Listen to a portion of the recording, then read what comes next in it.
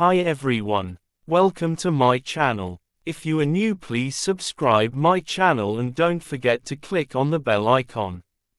Thank you. Let's start. Gastrointestinal infections can cause symptoms such as diarrhea and vomiting. They can be bacterial, viral, or parasitic. Treatment may include rest, hydration, and medication. Types. A person with a gastrointestinal infection may experience nausea, stomach cramps, and loss of appetite. There are three main types of gastrointestinal infections: bacterial, viral, parasitic. Number 1. Bacterial. Bacterial gastrointestinal infections include food-borne infections and food poisoning. Common sources of bacterial gastrointestinal infections include Salmonella, Escherichia coli, or E. coli, Clostridium perfringens, Listeria, Staphylococcus, or a staph infection. While almost any contaminated food can cause an infection, some foods pose more risks than others. These include undercooked or raw meat, eggs, or poultry, unpasteurized dairy and juices. Contaminated water food, particularly meat and egg products, that is not refrigerated well, deli meats, unwashed, or raw fruits and vegetables. Additionally, people who have bacterial gastrointestinal infections may spread the bacteria to the food they touch. This food could then infect someone else if they consume that food. Number 2. Viral. Viral gastrointestinal infections are very common, and often people refer to these as the stomach flu. Vaccines can prevent some types of viral infections, including rotavirus. Number 3. Parasitic. Intestinal helminths, or worms, and protozoan parasites cause parasitic gastrointestinal infections. The two most common parasitic infections are giardiasis and cryptosporidiosis. Contact with human feces in the soil can spread these parasites. People can also contract these infections by drinking or swimming in contaminated water. Some parasitic infections can spread from animals to humans. These include toxoplasmosis, which people can come into contact with in cat feces.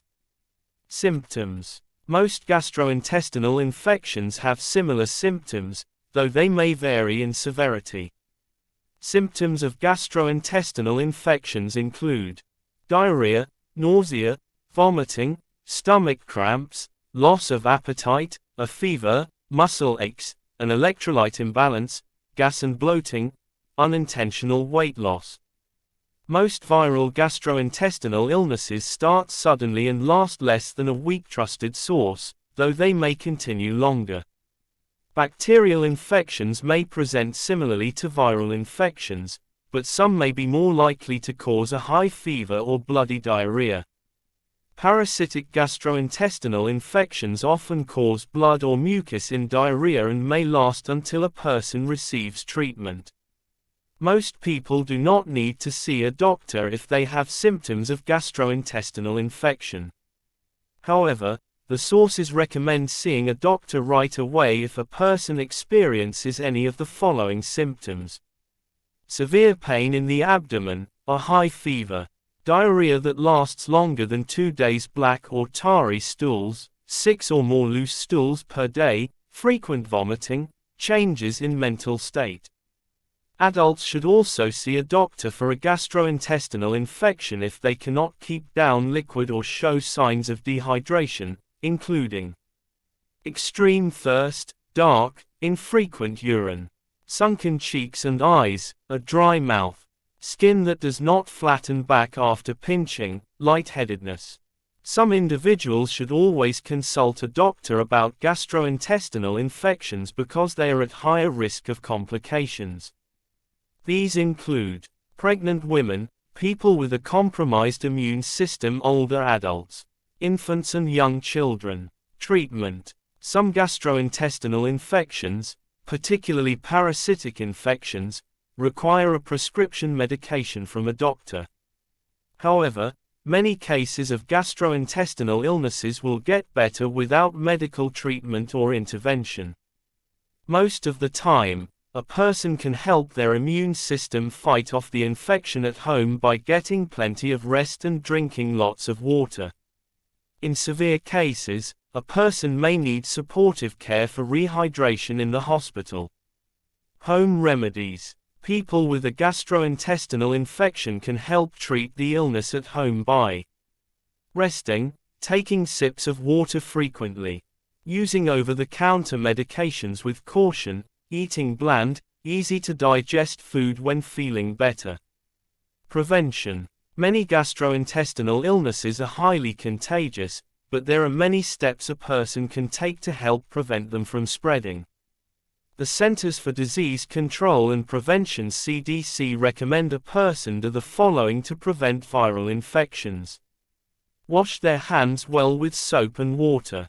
Not substitute alcohol-based hand sanitizer for hand washing. Practice food safety, including washing fruits and vegetables and cooking meats. Avoid cooking or preparing food for another person while ill, or disinfect hard surfaces with bleach. Carefully launder clothes or linens. To avoid a bacterial gastrointestinal infection, the CDC recommend washing hands and surfaces before, during, and after food preparation, separating raw meats, seafood, poultry and eggs from prepared food. Cooking food to a safe internal temperature and avoiding undercooked food. Refrigerate food below 40 degrees Fahrenheit, 4 degrees Celsius, within 2 hours of cooking. People who are at higher risk of gastrointestinal infections and their complications should also avoid undercooked or raw foods from animals, unpasteurized dairy products and juices, and raw sprouts. To avoid a parasitic gastrointestinal infection, a person should practice good hygiene, including hand washing. Avoid contaminated food and water. Use caution when traveling to areas where parasitic infections are more common. Take precautions to prevent toxoplasmosis, including avoiding the cat litter box if pregnant. Remember, gastrointestinal infections can be bacterial, viral, or parasitic. No matter the cause, the symptoms are unpleasant and can include diarrhea, abdominal cramping, and nausea. Most infections will resolve on their own, but if a person has symptoms of dehydration or other complications, they should see a doctor. In the meantime, it is essential to get plenty of rest and fluids to facilitate a speedy recovery. For more information, please comment. Thanks for watching my videos. If you want more videos, please subscribe my channel and click on the bell icon to get my new videos early. Thank you. See you next time.